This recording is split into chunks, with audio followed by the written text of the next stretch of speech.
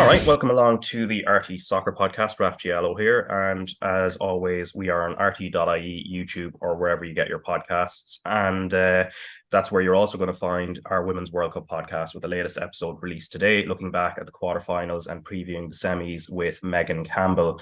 And on this podcast, I'm joined today by David McMillan and Graham Gartland. Got lots to talk about, including Derry City preparing for the second leg of their third qualifying tie in the Europa Conference League against FC Tobol, just down by a goal, and having to play at Tallaght Stadium as well. Lots happening across the other side of the Irish Sea as well, and of course plenty of League of Ireland action. And what we're going to start on is Derry City in the Europa Conference League. So they were in Kazakhstan, long journey last Thursday, and they lost 1-0 to FC Tobol in the Kostanay Central Stadium, with Roman Asrankulov scoring what was a cracking goal in the 65th minute. But we're going to have the second leg live on RT2 and the RT Player this Thursday, kickoff at 7:45. And David, like, looking at it, obviously we'll look ahead to the second leg very shortly. But just in terms of what you saw of the first leg, the surface in terms of the pitch didn't look great. I don't know what you made of it. Yeah, I thought, ironically, the bit I saw, Derry looked quite comfortable before the goal. I was watching with a couple of lads, football guys, and it was kind of, Derry look good here. They could probably see this out and take a 0 all home. And just as we spoke about that, bang, left foot, cracking strike, as you said, right into the top corner. And to be honest, you can't really legislate for moments like that. So in terms of the rest of the game, I thought Derry finished it really strongly, created good opportunities, and kind of went for it a little bit, which was brave of them. They could have sat back and accepted a 1-0 defeat and thought that was a good result. But they really kind of had a bit of a go at the end of the game. And I think and particularly because they're in good form, obviously a good result yesterday, which I'm sure we'll speak about. But they go into the game on Thursday now with a good bit of confidence, I think. League form is looking good. They're in the right position in the table. And yeah, they'll have confidence from the last sort of 20 minutes of the game in Kazakhstan. And I think they'll be confident they can go through. But of course, this Kazakh team has beaten, Basel from Switzerland, who are, were a top side, presumably are still very, very strong. So they have good pedigree. So it won't be easy. But I think, as I said, that Derry will be confident. Yeah, and actually they probably will be counting the cost also of there should have probably been a red card for one of the FC Tobol players in the first half for a tackle on Adam O'Reilly. Looked two-footed and looked a little bit nasty, and the referee seemed to be standing about 2 feet away from it. But anyway, it is a 1-goal deficit that Derry City have going into the game at Tallaght Stadium. And while I suppose it's a designated home game, Graham, it is still a little bit of a journey down from Derry to Tallaght to host FC Tobol. But how do Derry approach this? Obviously, they do have to chase the game to an extent, but I guess they have to be clever about when they look to push forward. Yeah, I think they approach it the same way they've been approaching most of the other games. Is they have a freedom in their attack that they've been going for it in a lot of games where they've had a lot of attacking players on the pitch.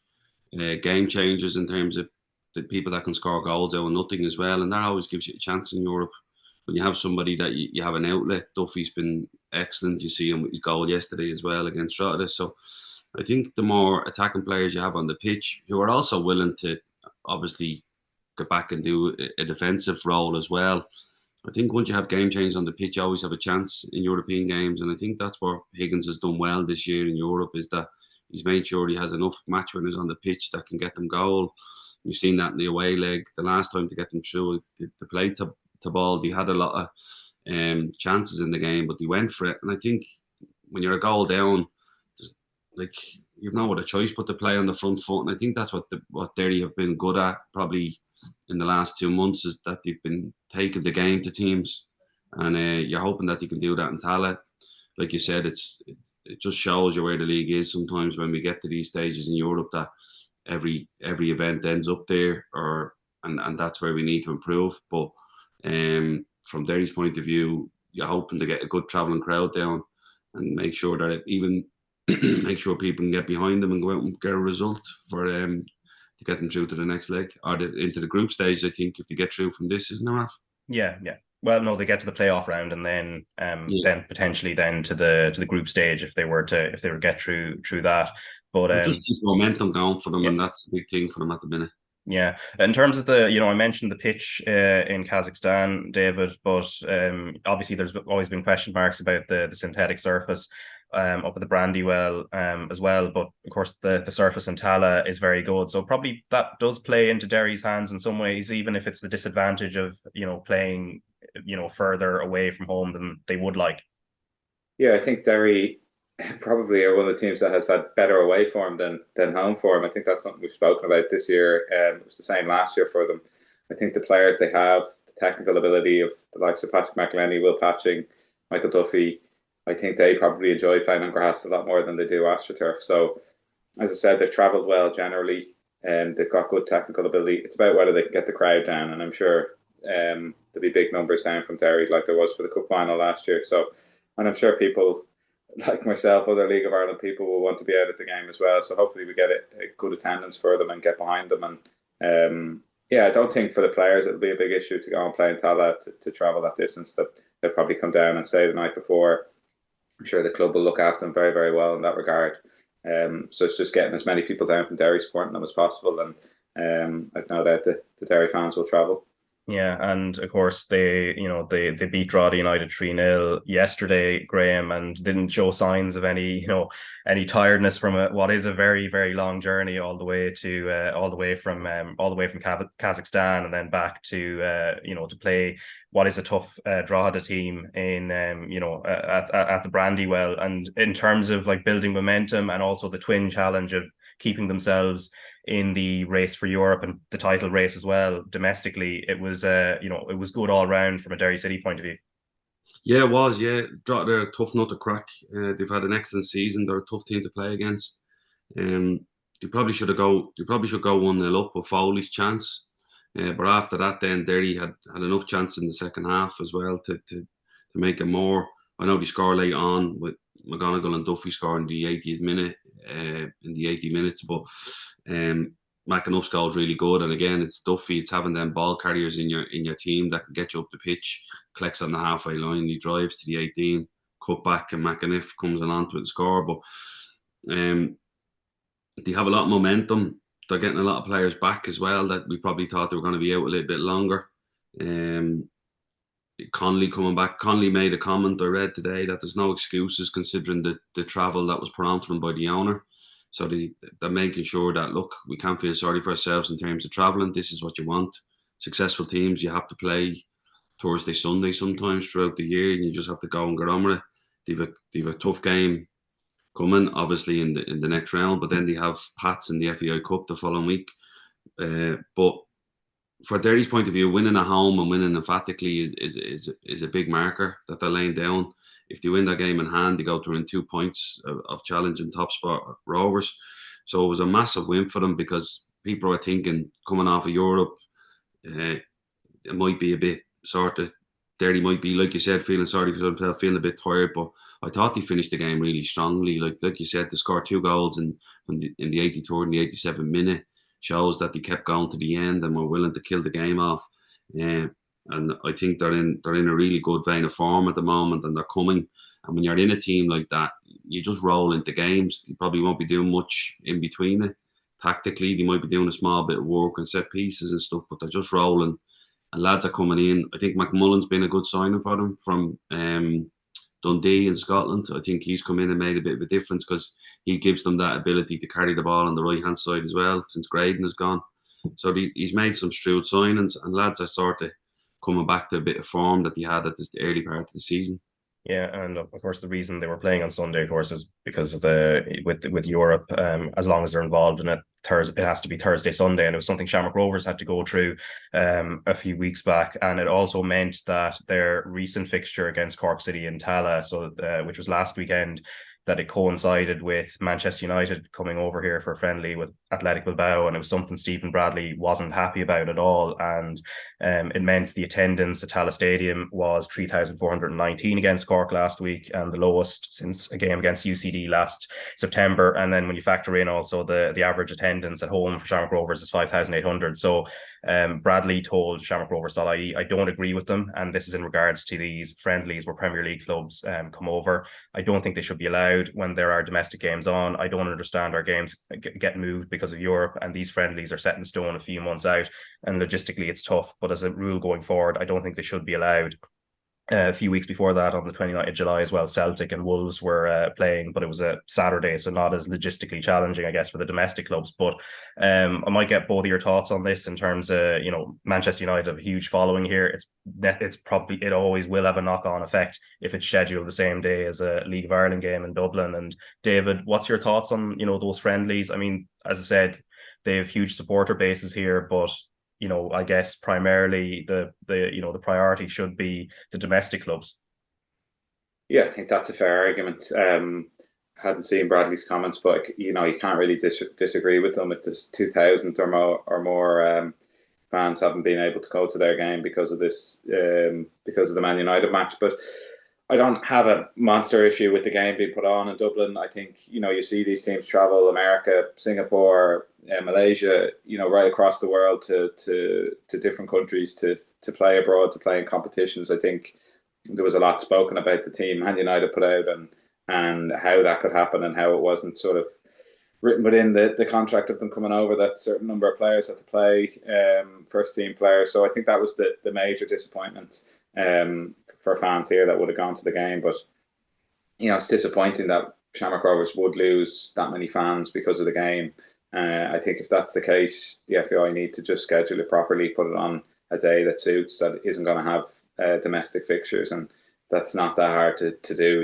As you said, the Celtic game was put on a Saturday where there was no games on, so it's not a difficult thing to organise. And I think the whole event kind of became a bit of a shambles and a bit of a talking point in general for just kind of the disorganisation of it. So I think, certainly better planning could be done in both regards. One, that the game doesn't clash, and two, that, you do it right, that when people go and spend a lot of money and expect to get something, that's what they get.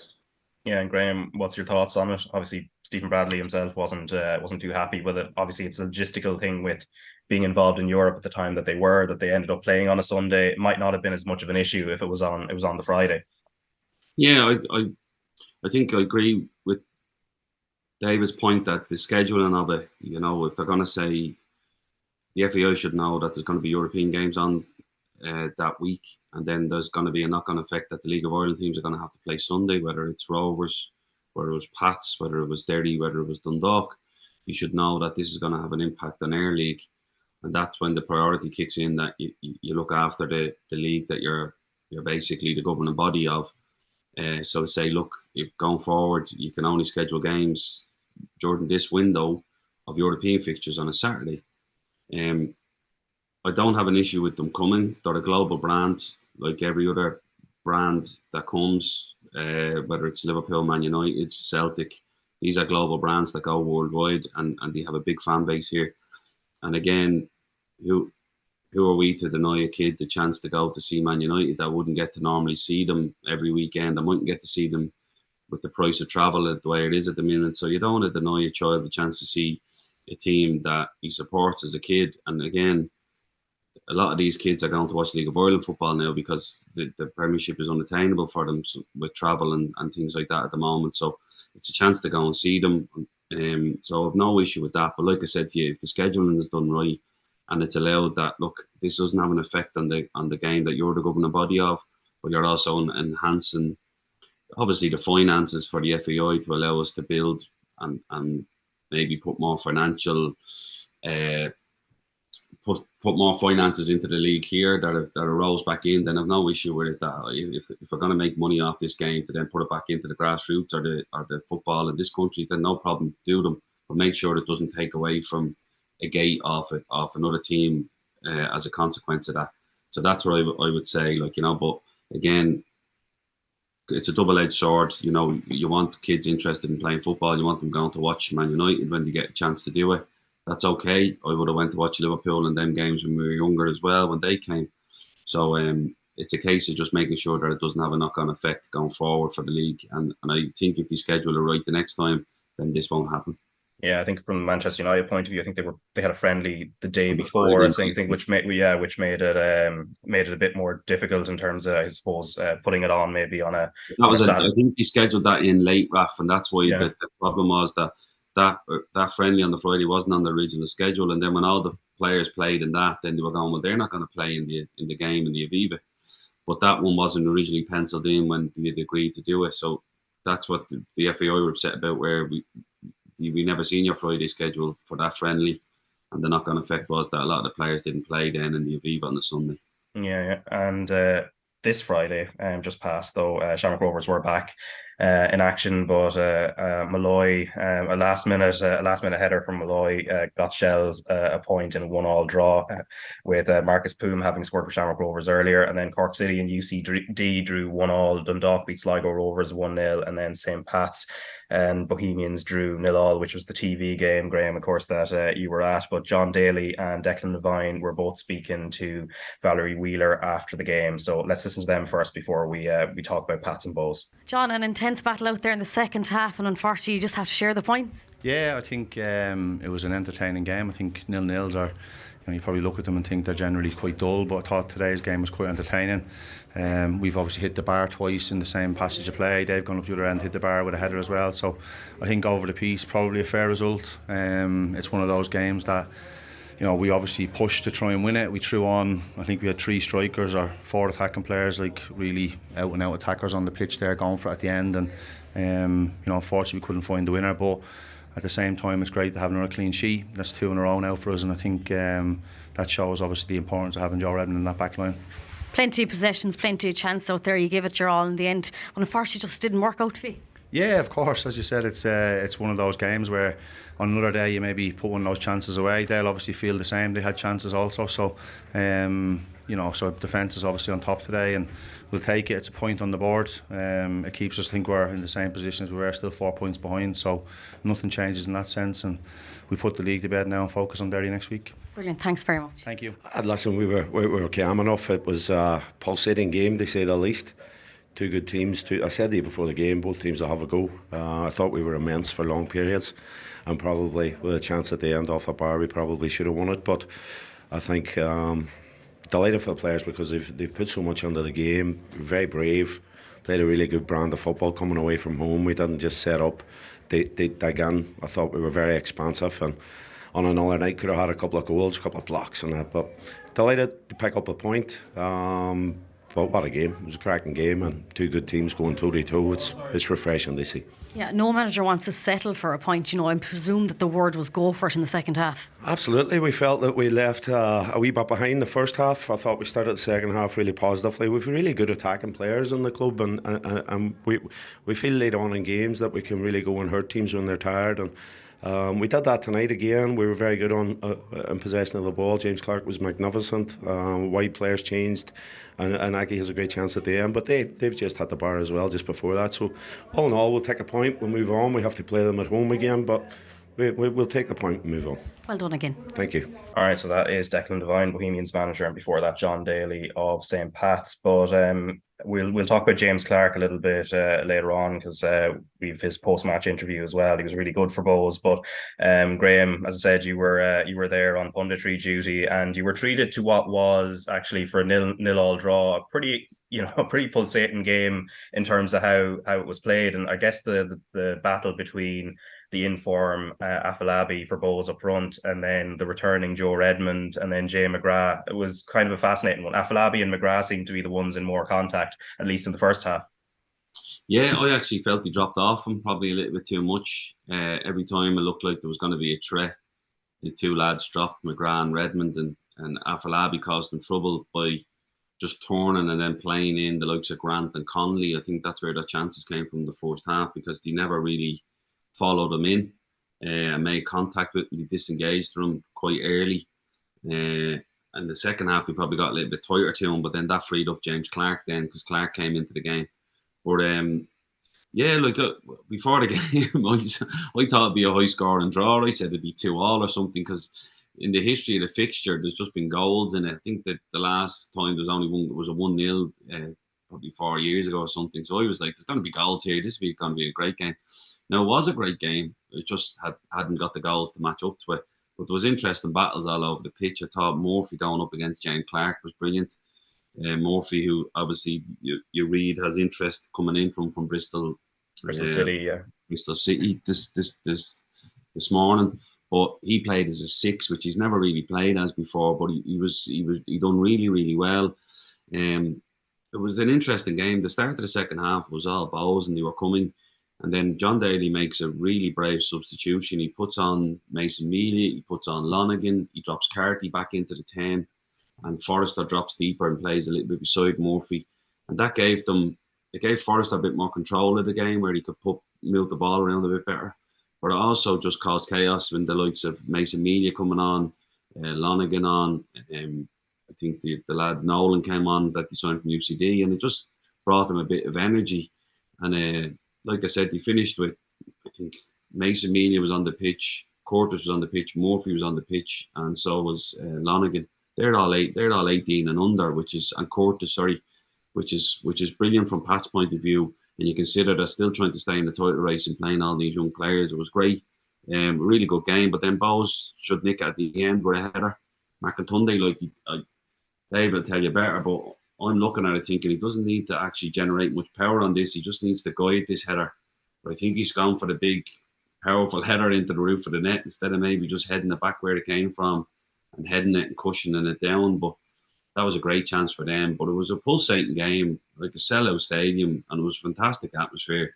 Really good advertising for the game, especially I thought the second half came alive, where both teams really went for it. Yeah, David, just on that Akintunde chance towards the end, obviously he hits the crossbar, but I think as was said on the commentary, probably should have scored from where he was. Yeah, definitely. He's probably been starved of chances at Bohemians, and he came on. I thought he actually did really well. He was a live wire. You could see his hunger to make an impact in the game, and what you want in that scenario, being in that scenario a lot, is you want a chance to score, and it came a brilliant ball. It was actually Bowes centre half, I think, who ended up, I don't know how he ended up in right wing, swings in a really good cross. I think Afolabi, with maybe Redmond goes to try and challenge for it, they both miss it. Maybe that slightly puts Akintunde off, that he thinks they're going to maybe make contact with it, so he has to react quite quickly. But yeah, it is, as Graham said, he just needs to guide it on target, and instead he's kind of powered it and bounced off the top of the crossbar. So it was a great chance to win it, and unlucky for him, as I said, he's trying to make an impact off the bench after not playing it for long periods. So disappointed for him that he couldn't nick the goal, but it was a pulsating game, and I actually was watching the Dundalk match, and I switched over at about 60 minutes, and the atmosphere was electric, and it kind of drew me in, and I ended up just sticking with that game and watched the last half an hour, and it was end to end, and was impressed with Bohemians. I thought they got on top of the game, and possession wise were stronger. I think even Keith Buckley playing at right back, you could see him just where the camera was. You could see him dictating the play, talking to his players, really managing the game really, really well. And that kind of that voice and that leader in their team kind of was a platform for them building up from the back. And you'll speak about James Clarke, but he was very impressive as well. And I thought Bowes looked really, really good. Obviously, Pats did have opportunities to score, but generally I thought Bowes in that period looked excellent. Yeah, and just before we touch on James Clarke, so obviously Noah Lewis has left Pats by mutual consent, but as you mentioned, Graham, Adam Murphy is the one I think that's more in the spotlight in terms of a potential move to Bristol City. Of course, it's where Jason Knight is, and also Curtis Fleming is on the staff there. And what are the characteristics that are drawing the likes of Bristol City to a player like Murphy? I think he's willing to run. I think he's able to run. You can go box to box. I think when championship teams come in looking at players, you have to realise these lads have to play Saturday, Tuesday, 42 to 46 games, FA Cup games, League Cup games on top of it. It's a lot of fixtures. So is he able to run? Yeah. Is he willing to run? Yeah. Technically he's very, very good. He can glide. He glides around the pitch. I thought he ran himself into the ground the other day. A little bit too much running at times where he got tired. I think the likes of Levy and Forrester maybe should have just sat in there with him a couple of times, especially when Clarke starts getting involved in the game. But he's willing to take the ball. Like you said, he's willing to drive his team forward. His attitude is fantastic. I was talking to John Daly before the game. He loves working with him, takes on information really well. And it's just his willingness to want to play all the time. And physically, he looks great. He's in great nick. like myself and Stewie Bourne were admired the size of his legs and how physically fit he looks.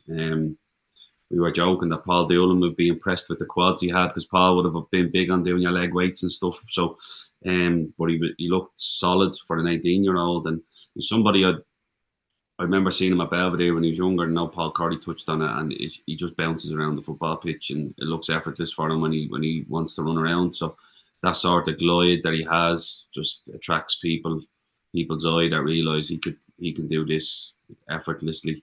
And yeah, I don't underestimate his technical ability. I think he can play as well. I think he's a good understanding of the game, and it's only going to get better. But like you said, Pats have put him in this year. I know there was a lot of interest in him last year when he first came in, and then he got injured.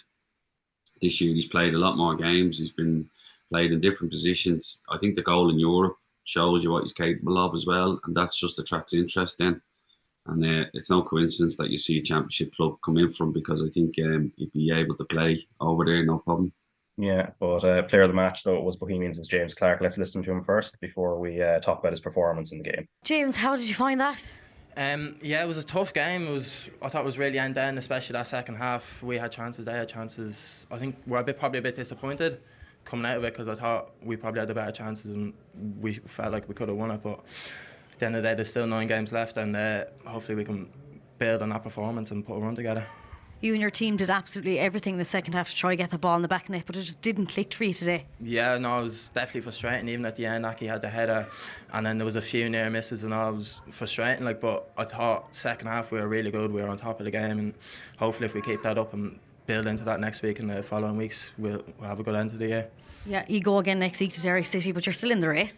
Yeah, 100%. Yeah, we just kind of have to take a game at a time. I know it's a cliche and all, but that's how we have to see it. And hopefully, if we start, like as I said, building the wins together, we'll finish in a good position. Well done again. Congratulations. Thanks very much. Thank you. All right, so that's Bohemians' James Clarke there, and Graham, he was brilliant throughout the game. There was that one chance where he sort of carved his way through the middle, and then had that shot that wasn't too far away. But overall, though, a really good performance.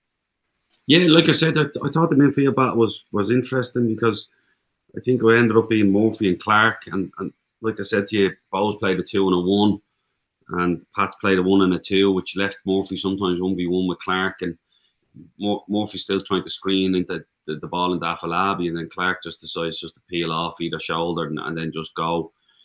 He's deceptive, James, because I would have seen him play as a kid. Like without the ball, he wouldn't be the quickest, but he travels really well with the ball, and he's very deceptive, and he uses the option to pass really well, and then he dribbles, so he'll open out like he's going to play a side foot pass, and then he drags it and he's away, and he's very hard then to shake off the ball, because like you said, he puts his body in. He's got a big set of shoulders on him now, so he's able to step across people, and he really dragged the game. He really took the game to Pats in the second half, and I know he gets man of the match, but he was excellent, and anything that was good went through him in the second half. I thought he was really, really good, and like I said to you, really good ball carrier and willing to get at people. But yeah, it was an interesting battle, and he's done really well, because look, Ali Coote started the season really well, and Clarke has stuck with it and forced himself into the team. I think Declan Devine likes him because he's willing to just get beside Afolabi and plays off him. I think he connects with him really well. He's never really too far away from him. He's always within 10, 20, 30 yards of maybe closer when Afolabi has it. So he always has support. I think sometimes Coote can drift into wide areas, and then Afolabi can lack support at times. But Clarke is willing to get around him, and he's willing to play through balls too. Yeah, now Pats and Bowes neither were able to take advantage in terms of closing the gap to Shamrock Rovers, but that was partially also helped. But it was helped anyway from the title race point of view by Gavin Malloy's stoppage time header for Shelburne, which denied Shamrock Rovers all 3 points, and he had forced a corner with another header just before for that specific set piece that went in. But I suppose, David, from the Shells' point of view, great resilience for them, but also from Shamrock Rovers' point of view, while again it's another point picked up, they're still labouring a little bit. Yeah, the Danes are for 1-0 lead, I suppose. I think Shamrock Rovers were certainly in the first half the better of the teams. Dominated the game, and yes, I scored that opening goal, as said, by Poom. Probably a mistake really by Conor Kearns from a corner, but was interesting to watch some of the highlights back. You know, Rovers' good chances came from short corners where Shells only sent one player out, and whether Rovers picked up on that and decided, listen, short corners 2v1s, you know, we can make something of this. And they had a chance early in the game from a corner, and then a second one, another short corner, gives Dylan Watts a bit of time and space to put a cross in, and he's not really closed down. He's not under any pressure, and mistake by Kearns and finished at the back post by Poon. But as I said, 1-0 is a dangerous lead to have at times, and Shells punished Rovers for that in the second half. And you know, I think Rovers generally be disappointed with the way the goal conceded. You know, it's a header from within the 6-yard box from Malloy. He's maybe 2 or 3 yards out. Looking at the defending from it, you know, he's lost his man. I'm not sure who was picking up Gary O'Neill. Dan Cleary were closest to him, and they obviously felt maybe Manus would come, you know, 2 yards out of the goal, but he kind of gets pinned, and you know, give Malloy credit, he goes and attacks it and buries it into the back of the net in the last kick of the game, and it's a good result for Shells on the back of probably not a brilliant performance, but yeah, Rovers kind of stuttering form continues a little bit, and look, I've said all along they're still clear, still expect them to go on and kick on and win the league, but it just doesn't look all rosy at the moment for them. Yeah, it's still a 4-point gap as it stands, Graham, but as David said, not quite clicking into gear for them exactly, although, you know, the likes of Neil Farrugia have been missing during this run of form, and also Jack Byrne hasn't returned yet. Now, Gaffney did come back, but it probably needs another week or two maybe to kind of get back into, you know, get some momentum back. Yeah, I think, like you said, once Gaffney I always think Gaffney's the catalyst for them, like, you know. I think he carries them up the pitch. He holds the ball up. He allows support to come. The league form is all right. It's when you cup in the fact that they've the European stuff, and then throw in the fact that they're out of the FA Cup. They've won. I think they've drawn this one and won the previous 2 games before that. So it's just in between. They probably haven't set the header alight or been as emphatic as they normally are, but they're still on top of the league, and so it's a hard one to judge, because you're like, look, that they're obviously not in good form, but they've won one and drawn away at Shells, which has always been a tough place for them to go since Damien Duff has taken charge, and it's a tough place for anyone to go, considering that Shells don't give up many goals. I think the fact that they made so many chances in the first half, they'd probably be disappointed they didn't put more away and kill the game, because if you go to, like you said, Shells don't concede many, but they don't score many. So, but listening back and obviously watching the highlights back, Damien Duff probably feels that they deserved the point in the second half from pressure alone, and the fact that he made a tactical change at half time gets them back in the game and gives them a bit of momentum. Stephen's obviously thinking the game should have been out of sight after half time, you know, considering the chances they had in the first half. So, but from Rovers' point of view, they're not going to panic. They're you know what I mean? They've been here before. They're the most mature squad in the league in terms of lads. I think their average age is 28 when you look at it. So they won't panic. You know, there's tough games coming up, Dundalk as well, but they also know they've been the course, and they know basically that certain things are going to happen between now and the end of the season, but they're sitting on top. And I agree with David, like, I can't see a change in between now and the end of the year. I think they'll do enough to make sure they win the league. Yeah, and meanwhile Dundalk got the better of Sligo, David, and obviously there'll be a lot of focus on Daryl Horgan in terms of performances. It'd be interesting to know what you think of his couple of performances so far since he's come back, and obviously he had a little role in the goal as well with the pass that opened up the play, and then before it went out wide, and then the cross went in.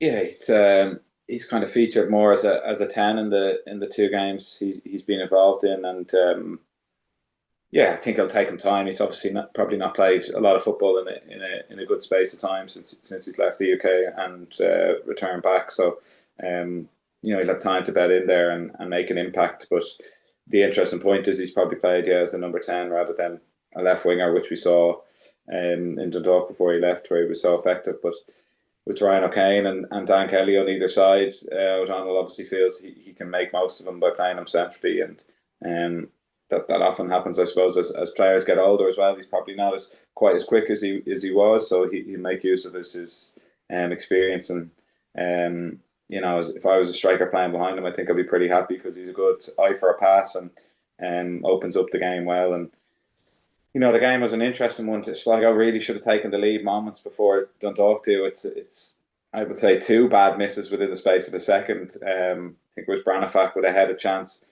misses it totally, and then at the back post, new striker for Sligo. He's got to finish it, misses.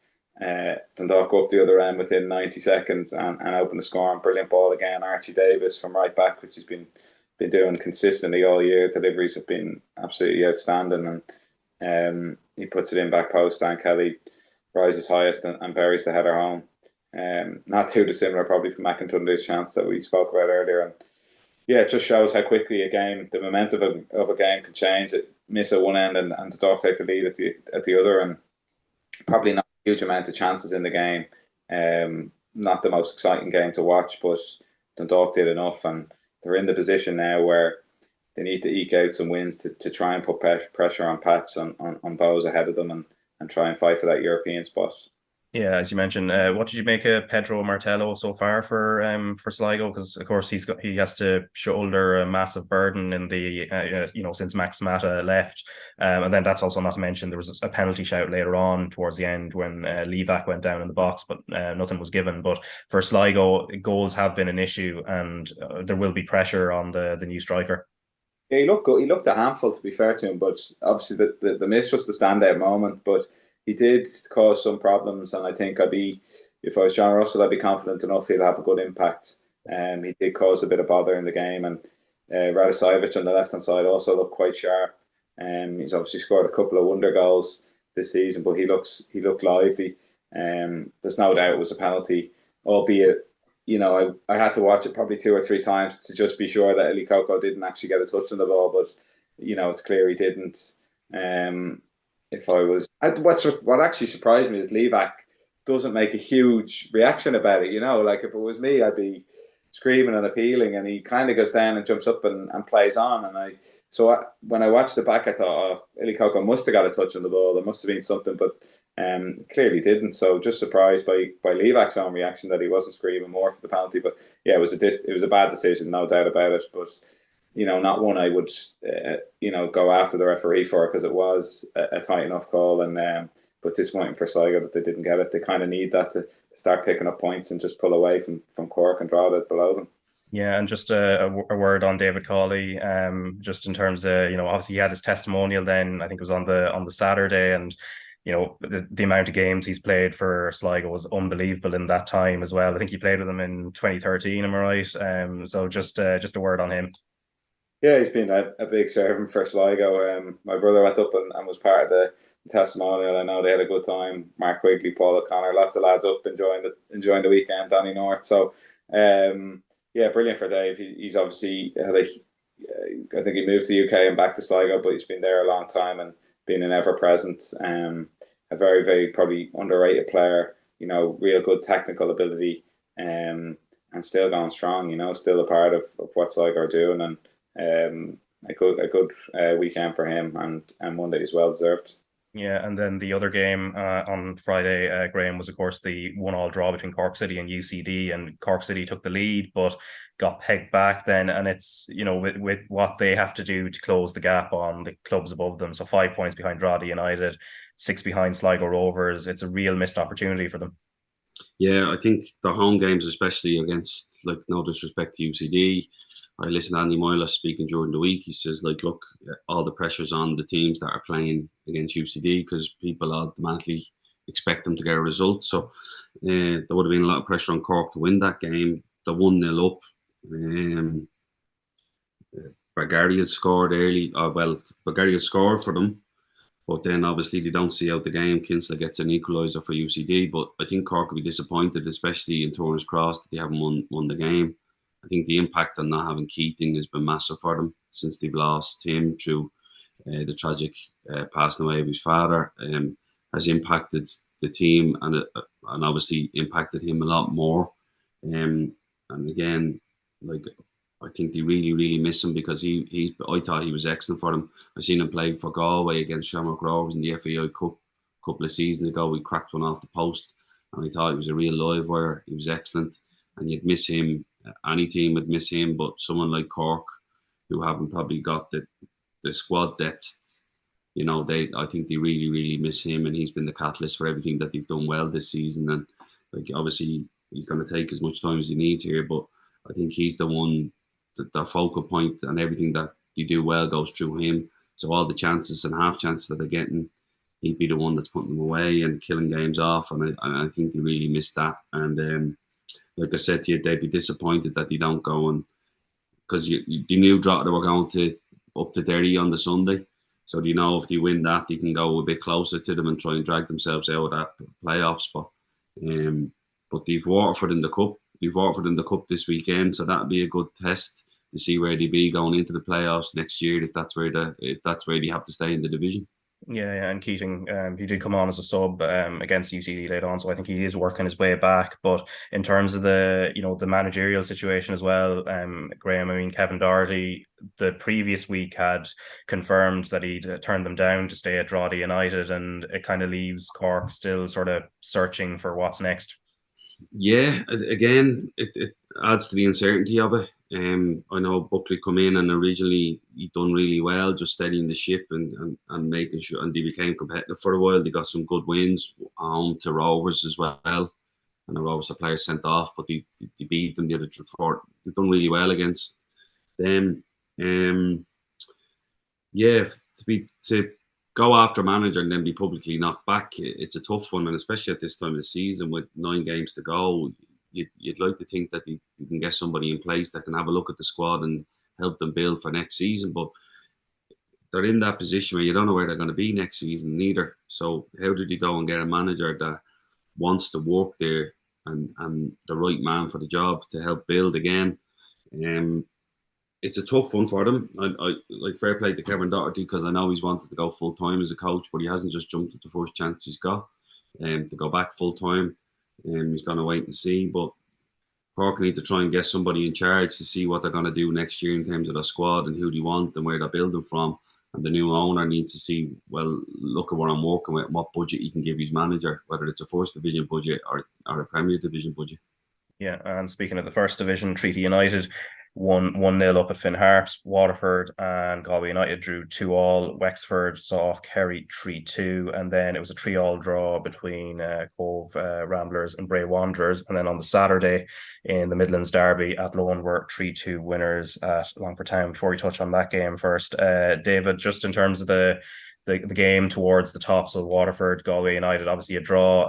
Pretty much, I think if there were any hopes of Waterford closing that gap, I think that's pretty much done and dusted now. It seems like Galway United's coronation towards promotion looks fairly settled at this point.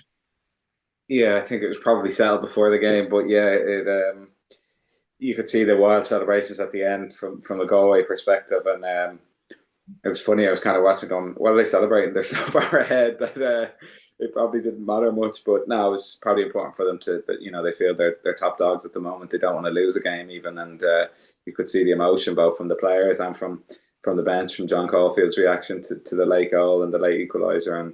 And it was, look, they keep ticking along, and look, there's no doubt they'll be back in the Premier, and it's been a brilliant job from Ali Horgan and John Caulfield to get them there. Now, I spoke to them in pre-season. I know how desperate they were to succeed this year and get the club back up, and they've done a phenomenal job. That they just rolled through results, and it does remind me of Cork and under John, where they just kept winning and kept winning. At times it's not pretty. The style of football is direct, but it really causes problems. And even the late goal, it was very John Caulfield, get it into the box, cause havoc, and you'll get chances from it, and they stick it away. And as I said, wild celebration. So yeah, it certainly looks like they're well on their way. And Waterford, I'm sure they would have liked to have won the game, and the key for them is to try and keep the good form up. You spoke about probably being Cork that they might face in the playoff, but they've got to keep their good form up, and spoke about that FAI Cup game, if they can have a good run in that as well to keep themselves competitive, because obviously they're so isolated even in second place. So they've got to keep their own momentum going so that they're ready when those playoffs come around. Yeah. So you nearly signed for them, did you, Dave? Is that what you're telling us? Nearly signed for Galway? That's exclusive. We spoke to both clubs, ironically, but I think both are better off. I mean, Ronan Coughlin grabbed another 2 goals. I think that's 31 for the season. Phenomenal return from him. I'm sure he'll have plenty of suitors looking at him as well. So Waterford will be keen to try and to keep him there. He's been, I think it's 31 goals in 23 games or something like that, and doesn't matter what level you're playing at, first or Premier. That's an unbelievable term. I think it's a record for the first division number of goals scored. So, he just keeps rolling on, and he could be the difference for Waterford at the end of the season. Yeah, because in that playoff push, of course, Athlone have put themselves in that conversation. As mentioned there, they won the Midlands Derby 3-2 against Longford Town. France Piero scoring a brace. And Graham, looking at the kind of swing there in terms of teams that are involved. So Athlone putting themselves in the conversation in fourth place. Cove Ramblers still in there. Wexford in fifth. And then you've got Bray Wanderers trying to push as close. Longford Town a little bit further back. But it's just interesting the swing, I suppose, in supremacy between Athlone and Longford Town this season, given how previous campaigns have gone and the gap between those clubs. Yeah, and in fairness to Wexford, they were 2-0 down against Kerry and come back and win 3-2 as well to make sure that they stay in fifth ahead of Bray.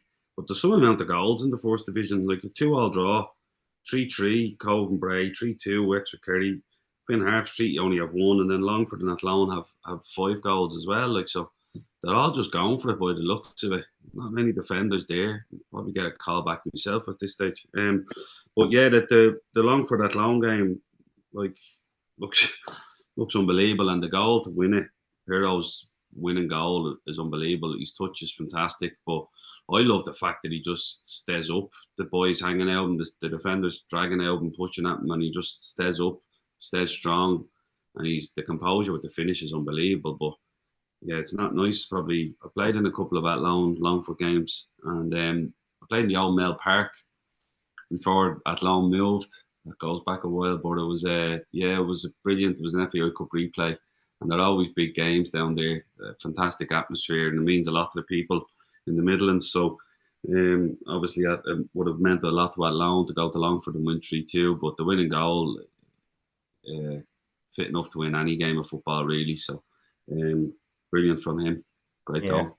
Yeah, now turn our attentions to what's happening on the other side of the Irish Sea, so in the Premier League, Championship, etc. But first, just wanted to touch on Will Smallbone, David, and he's been starting for Southampton. He's obviously had his loan spell last season with Stoke, and they were involved in a 4-4 draw against Norwich City. Quite a fefew Irish players on both sides that were involved, so it was interesting from that point of view. But Smallbone has been the subject of interest from Sheffield United, and if it were to happen, it would be in and around the 7 million mark. But Sheffield United looked like a club that are in a little bit of turmoil, and there's a possible, we don't know, it's a long season to come, but that they will be among the favourites to go straight back down. Southampton would be one of the clubs tipped to be involved, at least playoffs, or maybe even automatic promotion from the Championship. If you were Will Smallbone, what would you be advising him to do at this stage? Would it be to stick it out in the Championship, get a full season, or take his chance in the Premier League if a move were to happen?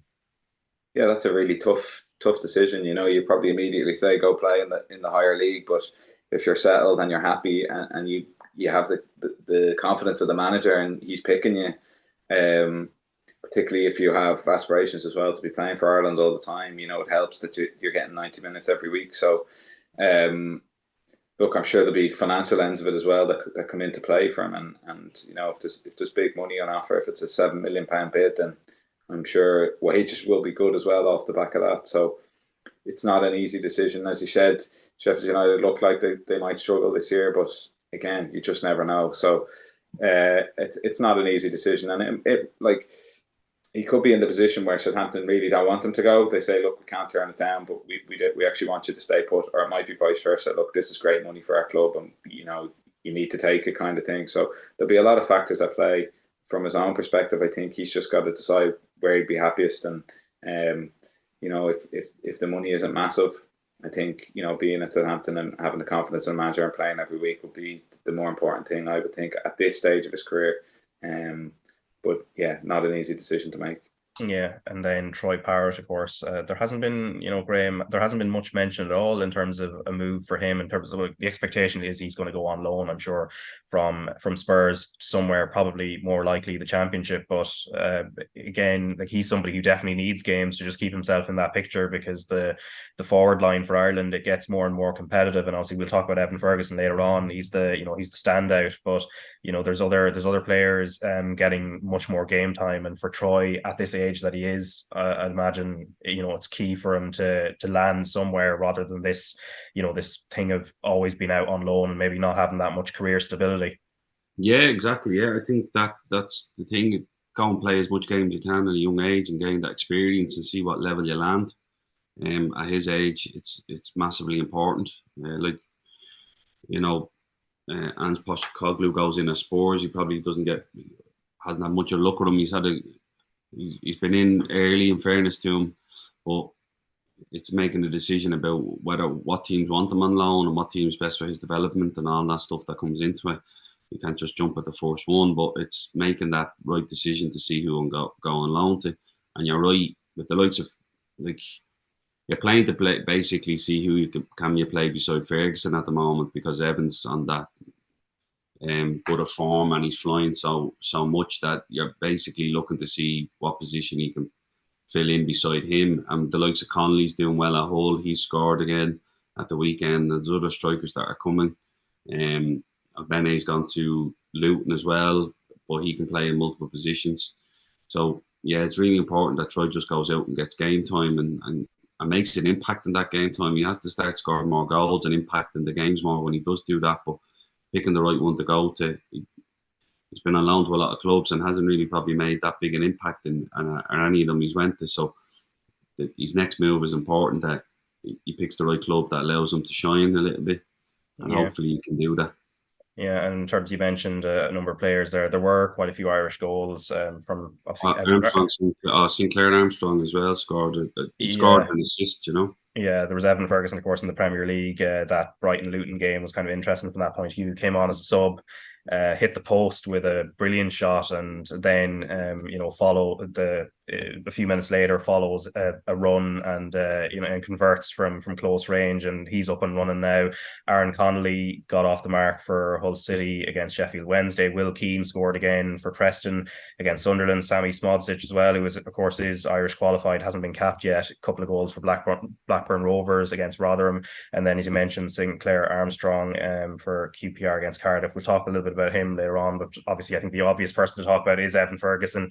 Micah Richards on Match of the Day said everything about him I love. Alan Shearer basically just mirrored it by just saying I love everything about him, so they might need a thesaurus between them and try and find other words to use. But David, I mean, there's always this thing about like second season syndrome, and with young players as well, how do they build when they star one season and then follow it on. But Evan Ferguson, first game of the season, comes on as a sub, and as I said, nearly scores from a brilliant shot, good bit of confidence, and then goes and gets off the mark. And I think Graham would have mentioned the terms KPIs in terms he was hitting his markers towards the end of last season, and it's clear that process is just continuing on. Yeah, it's funny. I think he played 12 minutes and it's the reaction has been amazing. Like, he's had so many plaudits for a 12-minute cameo. What could he do if he played 90? No, he was very bright. The chance he created off his own bat, the turn and shot off the post was just a brilliant bit of skill. We watched a little bit of Haaland during the halftime of the League of Ireland games, and his finish, kind of instinct finish, was just out of this world. Like, you think that's one of a kind, but I certainly won't compare Ferguson with Haaland, but to see him just kind of make that chance off his own bat was brilliant, because the goal itself is kind of what we've seen from him, get on the end of things, really attack the box well, find space in the box, have that kind of instinct that where the ball's going to fall, and be in the right place at the right time. And the goal showed all of that, but the kind of the turn, the shot, and making something kind of off his own back, probably not seeing as much of that from him, and I think that's what kind of caught the eye as much as the goal. So listen, you don't want to build him up too much. As I said, it's unbelievable to think he's only 18 years of age, the size of him, the strength of him. But yeah, I mean, there's talk already about what money he'll draw in if he continues the way he's going. But look, it's a big season for him. I think to have a full season now where there's a little bit of expectation on him. People know his name. People expect him now to go and score goals, and I think he's in the right place at the moment. Brighton, our team, that despite selling players, they still look very, very strong. They have a manager who seems to be highly rated and doing an amazing job. So it'd be great to see how the season progresses for him, and hopefully he can continue with what he showed in 12 minutes over the course of 37 more games. Yeah, and what was interesting, Graham, was De Zerbi has been managing his game time in a way, kind of restricting it. Obviously, he is still 18, but in pre-season, he didn't overuse him. And at the same time, then he plays him for 12 minutes here. But of course, Brighton have a host of fixtures to be involved in. Of course, they're in Europe as well, so he will get plenty of minutes. But it's just a question of managing it as well. Yeah, I think he's in good hands at the club that he's in. I think he's in good hands with the management he's with. They know not to overexert him. They know not to maybe overuse him and result in injuries for young players because of the level that they're playing at and the volume of games that he's playing with as well. So I think they're managing him really well. I agree with Dave. The hunger he shows to score goals is amazing. It's what you want to see from your striker. It's what you want to see from any top centre forward, is that desire and hunger to get in between the posts and score goals. His link-up play around the box is brilliant. At one stage, I seen him, he's rolling his foot over the ball and playing a side route ball down the side, and then he's making the box again. So his confidence is really high. And again, I spoke to Barry recently, and he's taken it all in his stride, from what I know, and it's just one of those where he's just continuing to work hard, and all the outside noise can go on around him, and he's just making sure he's right and for game time, and he trains really well, and he's going to be a really top professional. He's already started on that road, but like you said, that desire and that hunger to score goals and that awareness to know where the space is to score goals is fantastic. When you have someone like Alan Shearer who looks like he's going to hold on to the Premier League scoring record for another while, yeah. I think he was delighted trying to push Harry Kane out the door. And he's praising you. I think you have a good chance in the game if someone. And in fairness, I know Gary Lineker is the presenter, but he knew how to score goals from 5 yards out as well. So I think you're getting praise from a lot of good people there. And the likes of Dave McMillan joins in on it as well. You're onto a good one.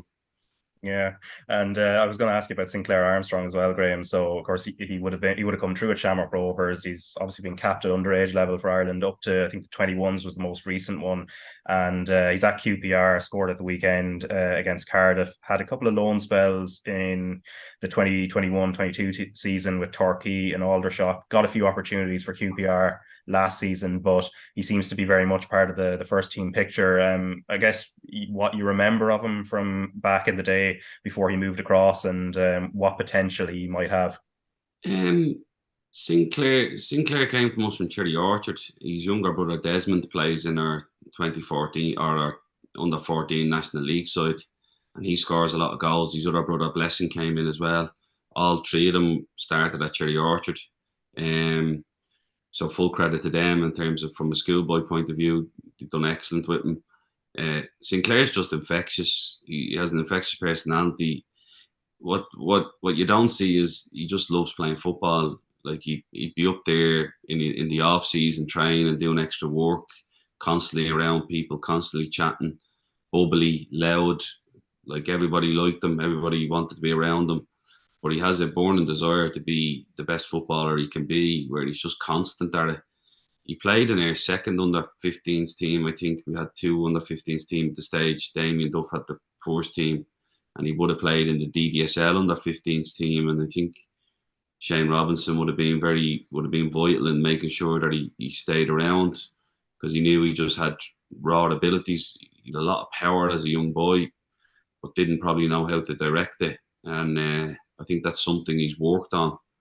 And when I tell you, how robust and physical the championship can be, he's somebody that can handle it, because he can run, and he's powerful boy when he's up and running.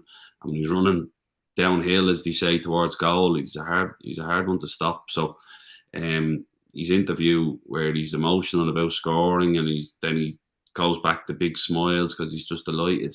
That's him, like, and you can see QPR and the fans have really bought into him because he just loves playing. He loves playing for QPR at the minute, but he just loves playing football, and that's infectious, and it spreads, and everybody just wants to see him do well, and we're all delighted for him. Like, he's a great kid. Yeah, and then in the Premier League yesterday, of course, Nathan Collins' first competitive start for Brentford in their opening game, a 2-2 draw against Spurs. But of course, a lot of the focus, David, would have been on someone we mentioned already, Harry Kane, who would have been chasing the Premier League goal scoring record, but he's obviously gone off to Bayern Munich for quite a lot of money. And there was a debate, I think, before in the build up, will he, won't he, and the whole dilemma and what matters to a striker, because of course he hasn't, I think famously hasn't won a trophy, and then they lost the German Super Cup to RB Leipzig, so he still hasn't won a trophy in his career. But you would expect at Bayern he will get that, whether it's the Bundesliga or the Cups or even potentially the Champions League. But the other side of it, he's still a good few goals off Alan Shearer, but there was a good chance that he might actually hunt that record down. And I don't know, where would you have stood on it in terms of, if you were in his shoes, would you have been pushing to move abroad and to a club like Bayern Munich, or would you be looking to focus more on trying to target a record that has stood for quite a number of years? It's a really difficult one because my brother actually texted me, surely Bayern Munich have not been chasing this guy for 2 months, 3 months, and they don't believe he's actually going to move. So it was a bit of an unusual one when it came up that the bid was accepted, and then it was like, well, is he actually going to go? Surely that was nailed on that he was going to go, but it kind of became a bit unclear. So that was an unusual thing. But I suppose you can have last minute kind of question marks that happened when Steven Gerrard was going to go to Chelsea and never did. And I think Kane's situation probably wasn't dissimilar to Gerrard's, that you want to win something, but this is your boyhood club and the one you've played for since you were a kid. So it was interesting. I don't know if it was Michael Owen or Rio Ferdinand or somebody said, well, look, Alan Shearer won a Premier League, but everybody knows him as the top scorer in the Premier League. That's kind of what he's known for. So maybe winning something isn't such a big deal for Harry Kane. I think he's 48 goals off Shearer. There's no doubt in my mind he would have broken that, the way he continues to score goals and assist goals. And so then it just came down to, I suppose, what he felt was more important for him. And I can understand that desire to have something new and to move to Bayern and play with, they have an unbelievable squad there. And but still, the chances of them winning the Champions League doesn't, they won't go in this year as heavy favourites or anything. There's a chance they'll win it, but not in any way guaranteed. And even the Bundesliga, I mean, in reality, they should have lost it last year to Dortmund, but certainly they go in every season as heavy favourites. And it's interesting, what does he value more? If he comes back to England in a couple of years with 2 Bundesliga titles and 2 German Cups and doesn't get the Premier League record, which is better? That's up for debate. So I think he obviously felt, after so many years at Spurs and after what's been an incredible career to date, let's try something new. Let's have a crack at this. Let's go and enjoy something different. And he knows if he doesn't enjoy it and it doesn't work out, he can always move back to the UK and still make an impact. So I can understand totally why he took the move on. And I think he'd be a big success, the player that he's been. I think he'll suit Bayern. Like they've been kind of struggling last year. They Choupo-Moting playing for the most times up front, and which is an interesting one. So for Kane to go in there, I think as a big player, guaranteed playing every week, and with an incredible squad, I'm sure he'll enjoy it. Yeah, and I see the Shearer one. Like, I think Shearer's goals are enhanced by the fact if he had scored them goals and hadn't won a Premier League, a lot of people would have said, well, what, these goals weren't worth anything. They didn't get him anything. I think they've got him a Premier League medal. I think I don't like when people talk about Shearer's Premier League record. I think it's fantastic, but I also think there was the top division before Alan Shearer, and these players that just don't get mentioned in it that would be ahead of him. Jimmy Greaves, Jimmy Greaves is the obvious one, yeah. You know what I mean? Dixie Dean or some of those type of names, yeah. Ian Rush, who was prolific in the 80s. All these players that I just disregarded because it wasn't the Premier League era and it wasn't being. And I also think the egotistical thing of the Premier League is the greatest league in the world at the minute because financially it's extortionate. But it wasn't always the case. It was still called it, but it wasn't always the case.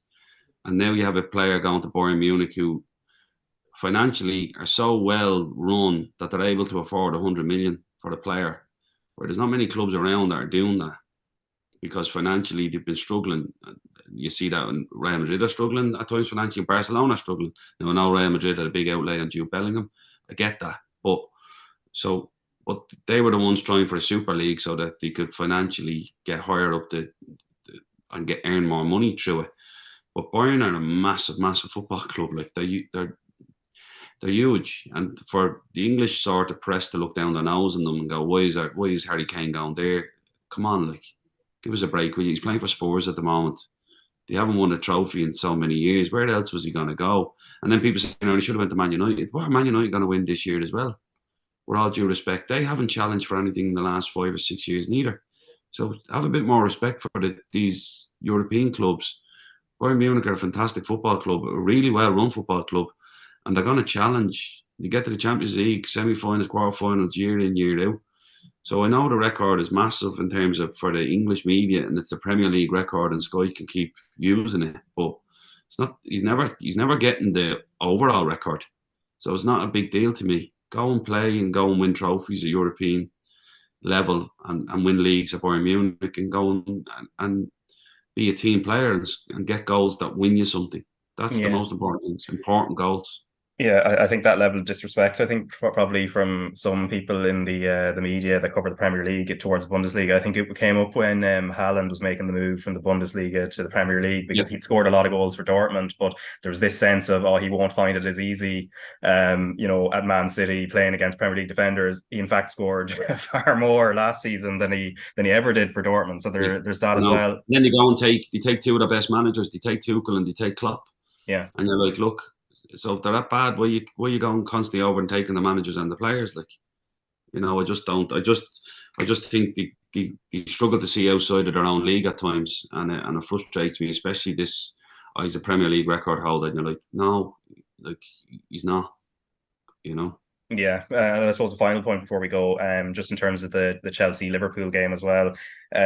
Liverpool obviously came away from a draw at Stamford Bridge, Graham. But when we look at the need for a number 6, obviously looks like Caicedo now is making the move from Brighton to Chelsea. There was a time where Liverpool outbid them, and then very quickly it looked like Chelsea were like, hold your horses, that's not happening. So they've got it looks like they have him, but Liverpool don't seem to fill that position, having lost a couple of players to another league that is spending big money on players. So Henderson and Fabinho going to Saudi Arabia, and there is a gap in the squad. And I know they were looking at Lavia, who's at Southampton as well, but not even clear that they're gonna get him. So I don't know, for across a whole season, that's a definite area I'm sure that they'll be looking to bolster as quickly as possible. And they've probably hurt themselves with the Lavia deal, because if they're able to bid 110 million to Brighton for Caicedo, Southampton are going to come with a handout saying, well, you obviously have the money. What they will say is, well, we're taking one from a Premier Division team that's finished in a high position to a team that was relegated. So that's where the discrepancy in the transfer fee might come up. But I watched them. I thought Liverpool's goal was really good yesterday, and they had moments in the game where they looked exciting. But there was other times they looked really vulnerable as well. And Chelsea played well and manipulated the system really well, the 3-4-3 against, and moved them around. Like you said, I still don't think they can run as much as they used to. I saw they brought on Curtis Jones, who technically is a wonderful footballer, but probably not able to bring that pace and power that even like a Gini Wijnaldum would have brought to them a couple of years ago.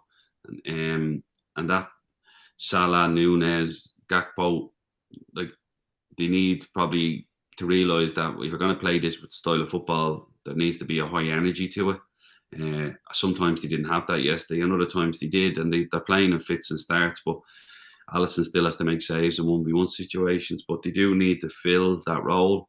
I really like McAllister. I've liked him for a long time. I remember doing a game, commenting on him, and didn't realise he was as good until I watched him live. I thought he was fantastic. I thought he was excellent in the game, really controlling and actually very demanding of his team, which was good. But don't know. I think they have a long way to go, Liverpool, to get back to challenging. I'm not sure. I'd be interested to see how Man United do against Wolves tonight. But on top of that, you don't want to just. It takes a long time for the league to settle down, and we have to be careful that you're not just making snap judgments off the fact that one game, a draw away at Stamford Bridge in any other year would be a good result. So you just have to be careful what it's going to take 6 to 7 to 8 games for the league to settle down, maybe a little bit more. Yeah, but I think that brings us to a close for this week. Obviously, we'll have the 2 FIFA Women's World Cup semi-finals on Tuesday and Wednesday. That's going to be on RT2 and the RT Player. And also we're going to have the second leg of Derry City's Europa Conference League, third qualifying tie against FC Tobol, live on RT2 and the RT Player as well. So 7:45 p.m. kickoff there. It's going to be at Tallaght Stadium. But Dave McMillan and Graham Gartland, thanks very much for your time. Thank you. Cheers, Raf.